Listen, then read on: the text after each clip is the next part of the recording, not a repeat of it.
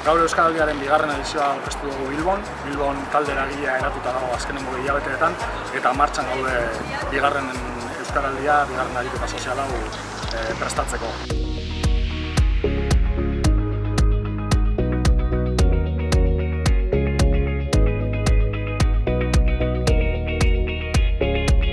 Azaroaren 20tik abenduaren 4 izango da urtekoa, eta ia sortu genuen bezala nahi dugu Bilbon eragina edukitzea. Kalean ikustea, jende asko parte hartzea, eta gainera aurten baita era guztietako entitateak inplikatzea ere bai.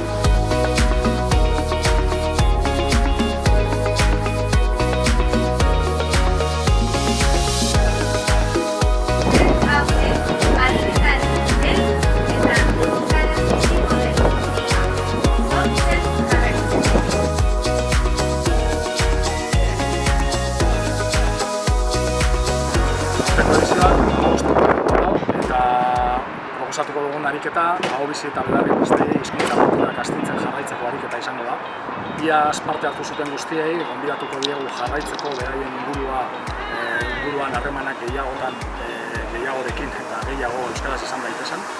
Eta parte hartu ez zutenei, gonbitea egin diegu, az daitezen parte hartzen, az daitezen beraien hizkuntza kulturak aztertzen eta martxan jartzen.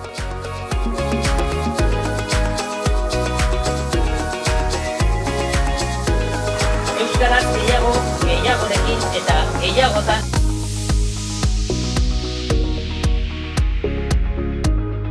Bestetik, era guztietako entitatei ere gonbidapena egin diegu.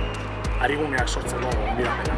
Euskaraz lasai aritzeko eguneak sortu dintzatela, barne funtzionamenduan eta baita ere kanpora begirako beraien funtzionamenduan.